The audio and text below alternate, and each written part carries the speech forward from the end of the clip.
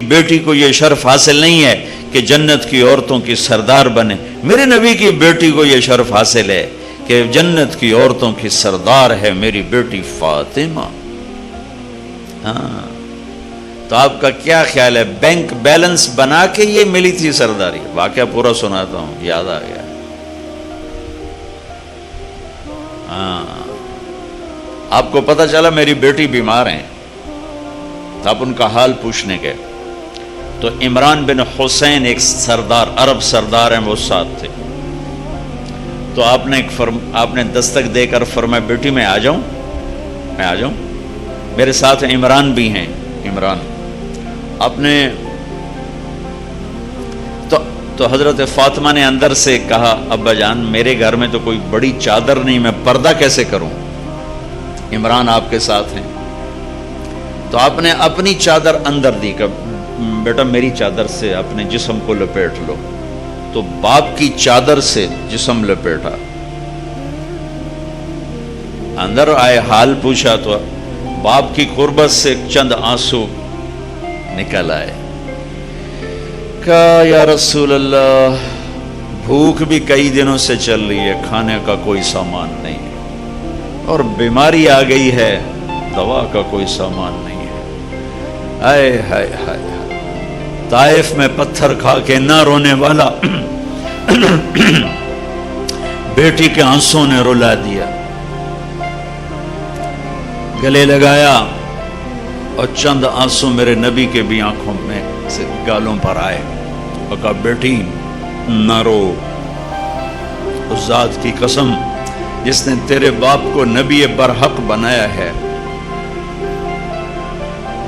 آج 3 دن گزر گئے میں نے روٹی کا ایک لقمہ نہیں کھایا. واہ یا رسول اللہ. آج ان کی امت کہتی سود کے بغیر کام نہیں چلتا، جھوٹ کے بغیر تجارت نہیں چلتی. بیٹی نہ رو، آج 3 دن ہے میں نے روٹی کا ایک لقمہ نہیں کھایا. اور میرے رب نے مجھ سے پوچھا کہ اگر آپ چاہیں تو احد پہاڑ سونا بنا دوں، آپ کے قدموں پہ قربان کر دوں؟ میں نے کہا نہیں، مجھے نہیں چاہیے، مجھے یہ فقر والی نبوت چاہیے، یہ خزانوں والی نہیں چاہیے. اب کہا میری بیٹی تیری عزت کے لیے بس یہی کافی ہے کہ تو جنت کی عورتوں کی سردار ہے. فاقوں سے تاج ملا جنت کی سرداری کا، سونے چاندی کے زیور سے نہیں ملا یہ سردار. کفا بکی شرفا، تیرے لیے یہی کافی.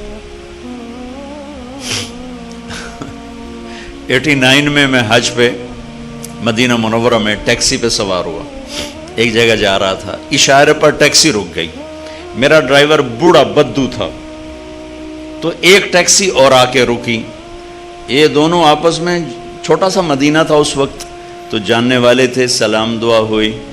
تو یہ میرے والا پوچھتا ہے اس والے سے، میرے شلوار کرتے کو دیکھ کر اس نے آگیا تھا پاکستانی بدو بیٹھا انو عربی دا کیا پتا، تو سوکھ ہو کے بول رہا ہے کیف الموسم، اب سیزن کیسا جا رہا ہے؟ وہ حج سیزن. وہ کہتا ہے بارد، بڑا ہی ٹھنڈا جا رہا ہے، آج سارا دن میں 20 ریال کمائے ہیں، یہ ظہر کے بعد کا ٹائم ہے. تو وہ کہتا ہے صدقت هذا اول من رکب معی، کہتا سچ کہتے تو یہ بھی پہلی سواری جو میں نے اٹھائی، ظہر سے ایسی فارغ پھر رہا ہوں.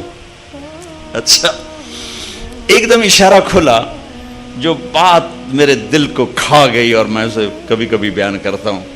جب اشارہ تو اس کو زور سے کہتا، یہ بڈھا، لا تحزن، کوئی غم نہیں، کفا بنا شرفا جوار رسول اللہ صلی اللہ علیہ وسلم، ہم اللہ کے نبی کے پڑوسی ہیں، ہمیں یہی شرف بہت، ہم مدینے میں رہتے ہیں، ہمیں یہی عزت بہت. کفا بنا شرف جوار رسول اللہ صلی اللہ علیہ وسلم. ماری گیا ہوئے گا، بڑا ہی بڈھا ہے، اب تو 20-25 سال ہو گئے. اللہ کیا جملہ کہہ گیا، مجھے تڑپا گیا. 26 سال گزر چکے ہیں، اس جملے کی حرارت میں اپنے اندر سے ختم نہیں کر سکا. جس جذبے سے اس نے کہا، جس عشق سے اس نے کہا.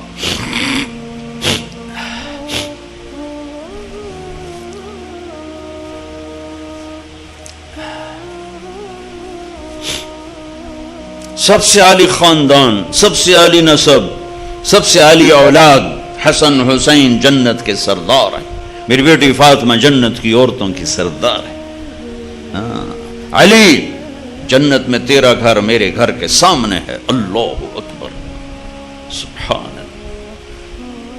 کسی نبی کا نسب آدم تک محفوظ نہیں، واحد ہستی ہیں جن کا نسب حضرت آدم تک جاتا ہے، محمد بن عبداللہ بن عبد المطلب بن ہاشم بن عبد مناف بن قصی بن کلاب بن مرہ بن کعب بن لوی بن غالب بن فہر بن مالک بن نضر بن کنانہ بن خزیمہ بن مدرکہ بن الیاس بن مدر بن نزار بن معد بن عدنان بن عبد بن حمیسہ بن سلامان بن عوس بن بوز بن قموال بن ابی بن عوام بن ناشد بن حزا بن بلداس بن یدلاف بن طابق بن ناحش بن ماخی بن عیفی بن عبقر بن عبید بن الدعاء بن حمدان بن سنبر بن یثربی بن یحزن بن یلحن بن ارعوا بن عیدی بن زیشان بن عیسر بن اقناد بن ایہام بن مقصر بن ناحث بن زارع بن سمی بن مزی بن عوض بن عرام بن قیدار بن اسماعیل بن ابراہیم بن آدر بن ناحور بن سروج بن رعو بن فائج بن عابر بن ارفقشاد بن سام بن نوح بن لامک بن متوشال بن ادریس بن یرد بن ملہل ایل بن قینان بن آنوش بن شیس وبن آدم علیہ الصلاة والسلام۔ لقد جاءكم رسول من انفسکم بھائیو کبھی اللہ دوبارہ لایا تو اسلامی معیشت پر بھی بات ہوگی، پر ابھی تو میں نے بات کیا کہ وہ ہیں کون جو کہہ رہے ہیں یہ کرو، وہ کون ہے؟ ابھی تو ہم وہی نہیں جانتے وہ کون ہے، کہ کہنے والے کا پتہ نہ ہو تو کہے میں کیا جانوں حسن صاحب کون ہے، یہ کہتا رہا آؤ میں کتنے آمنا، اور تمہیں اشارہ بھی کریں تو اسے پٹھے ہو کے آمنا، کہ آپ جانتے ہو ان کی پاور کو، میں نہیں جانتا ہوں۔ مجھے میرا کوئی بڑا بلائے گا تو میں بھاگا ہوا جاؤں گا کہ وہ میرے استاد جی بلا رہے ہیں، میرے استاد جی بلا رہے ہیں۔ میں شدید بیمار تھا، میرے استاد جی نے کہا 4 پائی پہ لیٹ کے بھی آنا ہے تو آنا پڑے گا۔ وہ زمانہ میرے بڑے مجاہدے کا تھا اور جان بوجھ کے مشقت اختیار کی ہوئی تھی، تو میں واقعی بیمار تھا۔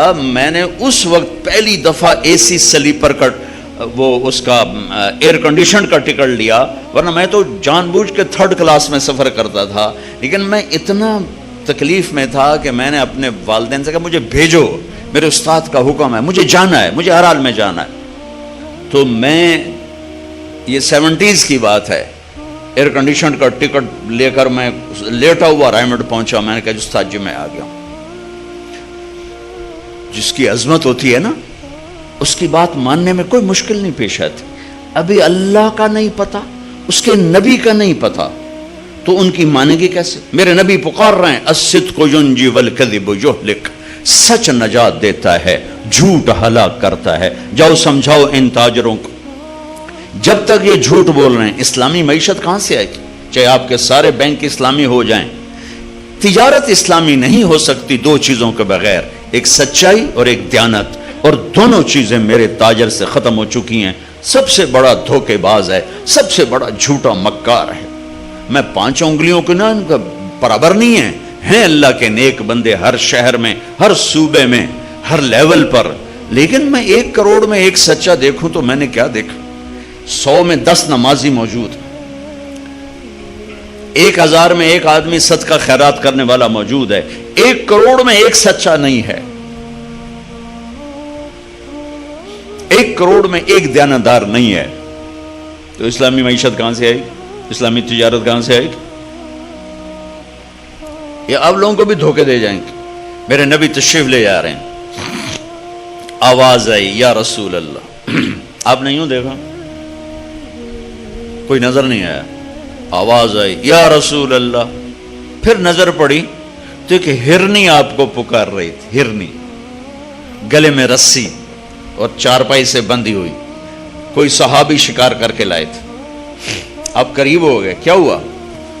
کہا آپ کا غلام مجھے شکار کر کے لایا ہے، مجھے پتا ہے میرے ساتھ کیا ہونا ہے، میرے چھوٹے چھوٹے بچے ہیں، آپ مجھے چھوڑ دیں، میں دودھ پلا کے واپس آ جاؤں۔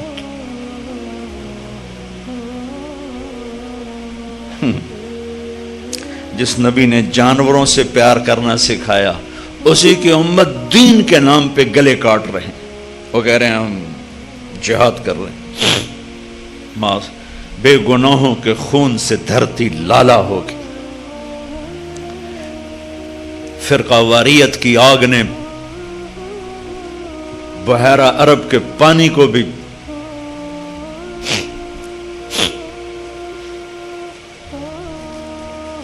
دھکیل کے پیچھے پھینک دی۔ آپ سے گلہ نہیں کر رہا ہوں، یہ فرقہ واریت کی آگ البینک الاسلامی نے نہیں بھڑکائی، یہ ممبر والوں نے بھڑکائی ہے۔ سارے ممبر والوں کا گلہ نہیں کر رہا ہوں، ہر مسلک میں علماء اعتدال ہیں، خطیب شعلہ بیان خطیب جنہیں آگ لگا دی۔ آپ نے کہا اگر تو واپس نہ آئی تو پھر اللہ مجھے جہنم میں ڈال دے۔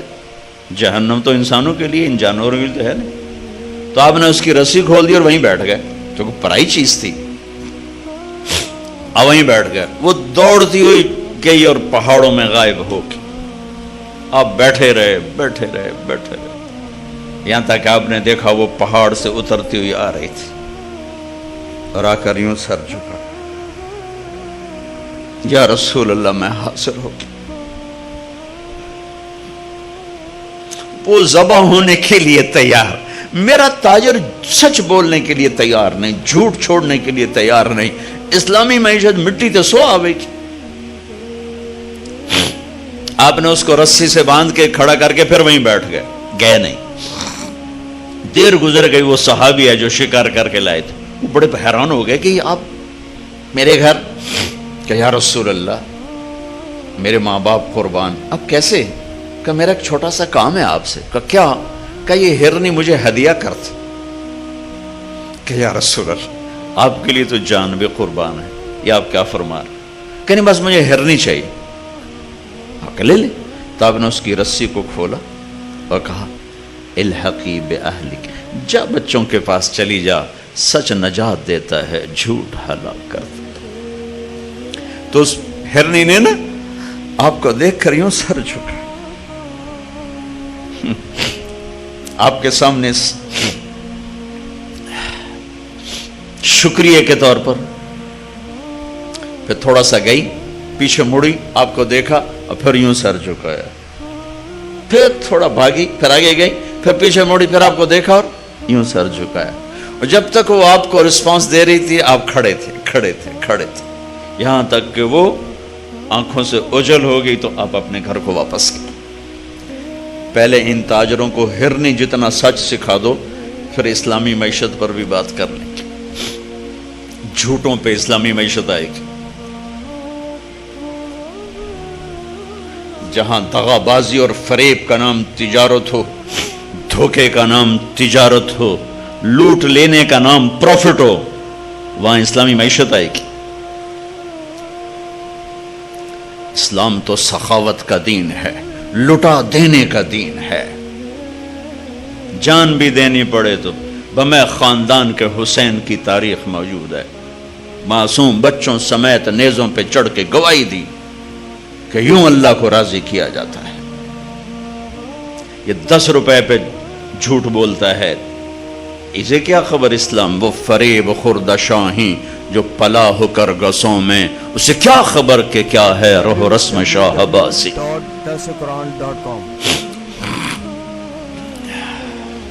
آپ کی مہربانی، آپ نے مجھے بلایا۔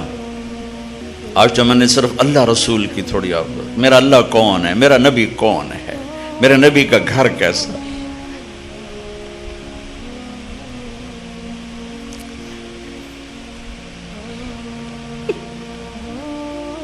یہاں جگہ بناؤ، پہلے اسے صاف کرو۔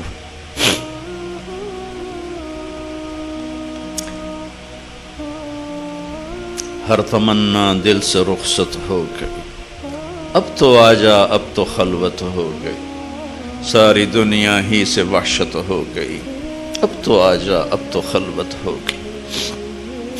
پہلے دلوں میں اپنی شمع جلاؤ، پھر راستے بھی نظر آئیں گے، پھر صرف معیشت نہیں نظر آئے گی، پوری زندگی نظر آئے گی۔ یہ تبلیغ اس کو سیکھنے کی ایک محنت ہے. جب اللہ آپ کو موقع دے تبلیغ میں وقت ضرور لگائیں, اس سے آپ کو انشاءاللہ بہت فائدہ ہوگا. یہ ایک ریفریشر ٹریننگ کورس ہے, جیسے آپ کو مختلف کورسز کرائے جاتے ہیں. یہ ایک کورس ہے کہ میں اللہ رسول کی محبت میں وہاں تک پہنچ جاؤں کہ پھر یہ درہم دینار, یہ روپیہ ٹکا, یہ مجھے اس سے دور نہ کر سکے. پھر مجھے اس پہ قربان ہونے میں مزہ آئے, لگانے میں مزہ آئے. ابھی تو بچانے کے مزے ہیں, پھر اللہ تمہیں لگانے کے مزے دے گا, لٹانے کے مزے دے گا, تب جا کے اسلامی معیشت قائم ہوگی. اسلامی معیشت سخی معاشرے کے لیے ہے, بخیل معاشرے کے لیے نہیں ہے, سود خور معاشرے کے لیے نہیں ہے. ابھی تو اللہ رسول کا ہی تعارف نہیں ہے. شکوک سے ہی نہیں نکلی امت تو بات کہاں مانے گی. تو بھائیو, کچھ وقت قرآن کو دیا کرو, قرآن پڑھو اللہ کے واسطے. سارا دن ذرا تقصیر میں نہ لگو, کچھ وقت قرآن کو دیا کرو کہ میرا اللہ کیا کہہ رہا ہے. اب سب سے کہتا ہوں, جتنے آپ کھڑے ہو بیٹھے ہو, قرآن کے ساتھ کچھ وقت گزارا کرو کہ میرا اللہ مجھ سے بات کر رہا ہے. حضرت علی فرما رہے ہیں کہ اللہ بات کر رہا ہے, کیا کہہ رہا ہے. آپ کے پاس حسن صاحب کی طرف سے ایک سلک رول آتا ہے, آپ دیکھنے بیٹھ جاتے ہو, کیا آیا ہے, کیا آیا ہے. ایک پیپر آتا ہے, کیا آیا ہے, کیا آیا ہے. بڑے افسر کا چھوٹے افسر کو پیپر جاتا, کیا آیا ہے, کیا آیا ہے. شہنشاہ کا پیپر میرے گھر میں آیا پڑا ہے, تھوڑا سا دیکھ لیا کرو, کیا کہہ رہا ہے, کیا کہہ رہا ہے, کیا کہہ رہا ہے. اس سے آپ کے ایمان میں طاقت پیدا ہوگی انشاءاللہ. اور دوسرا کہتا ہوں, اپنے نبی کی سیرت پڑھو, اپنے نبی کی زندگی پڑھو, اپنے نبی کی زندگی پڑھو. میرے نبی نے کیا زندگی گزاری, کیسے گزاری ہے, ہر روپ میں کیا جان بھر دی, ہر روپ کو کتنا حسین بنا دیا میرے نبی نے. اللہ کے واسطے اسے پڑھو, خود پڑھو, خود پڑھو.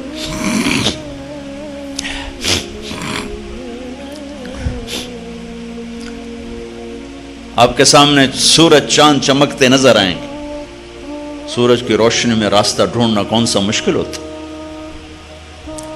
چاندنی رات میں راستہ ڈھونڈنا کون سا مشکل ہوتا. نہ چاند سامنے نہ سورج سامنے, راستے کہاں سے ملیں گے. قرآن اور میرے نبی کی زندگی, یہ وہ سورج اور چاند ہیں جن سے ہمیں راہیں ملیں. اور میرے نبی کے صحابہ, یہ وہ ستارے ہیں جس سے بھٹکے ہوں کو راستہ ملے گا. اصحابی کالنجوم بأیہم اقتدیتم اہتدیتم. میرے صحابہ ستاروں کی طرح ہیں, جس کے پیچھے چلو گے منزل مل جائے گی, راستہ مل جائے. او جی واہ جی واہ, بڑا بڑا چودھری آیا بھائی, حد ہو گئی.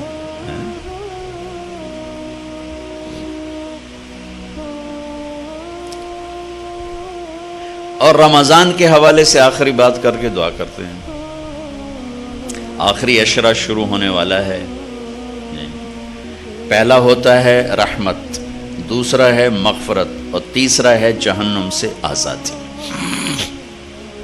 میرے اللہ نے ہمیں یہ روزہ دیا ہے, ہر عمل کی جزا جنت ہے, اور روزے کی جزا اللہ ہے. اللہ کہتا ہے روزے کا بدلہ تیرا رب خود ہے.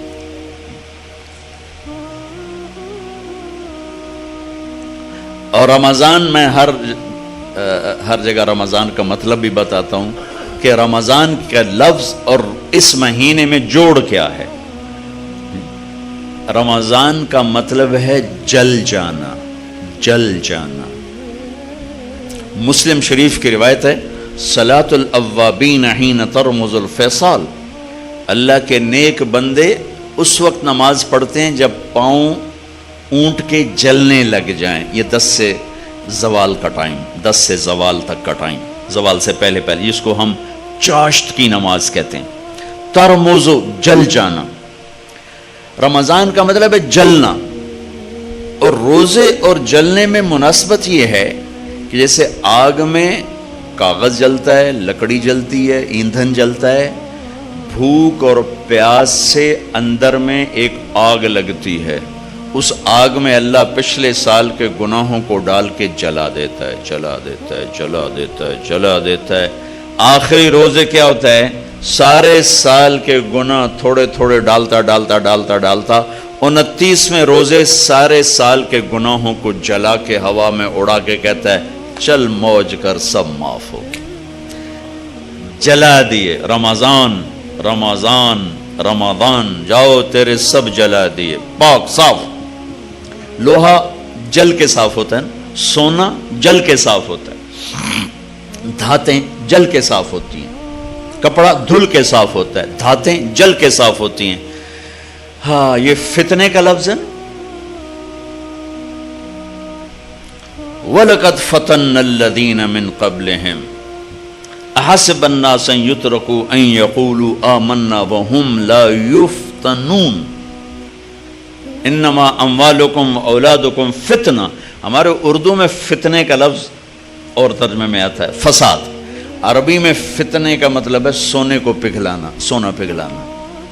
فتانہ، فتان، فتان یہ اس کو کہتے ہیں. سونار کو عربی میں فتان کہتے ہیں، سونا پگھلانے والا. یہ سونا پگھلانا اور یہ فتنہ ہمارے اوپر جو لفظ آ رہا ہے اس میں کیا مناسبت ہے کہ سونے میں کھوٹ اندر ہوتی ہے، اوپر نہیں ہوتی. کپڑے میں میل اوپر ہوتی، پانی لگا دھل گئی، لیکن سونے کی میل اندر ہوتی ہے. اسے پگھلائیں گے تو نکلے گی، ویسے نہیں نکلے گی. انسان کے اندر کھوٹ اندر ہوتی ہے، جھوٹ اندر ہے، بددیانتی اندر ہے، رشوت اندر ہے، فحاشی بدکاری اندر ہے. تو اندر کو صاف کرنے کے لیے پگھلانا پڑے گا. پگھلانا، پگھلا کے اندر سے کھوٹ نکلے گا. نے کہا فتنہ وَلَقَدْ فَتَنَّا وَهُمْ لَا يُفْتَنُونَ. اور فتنہ تو اللہ تعالیٰ نے ایک امتحان کی بھٹی سے گزار کر میرے مالک نے بھٹی سے گزار کر پاک کیا ہے سونے کو، چاندی کو. ایسے ہی انسان کو، ایسے یہ رمضان ہے کہ اس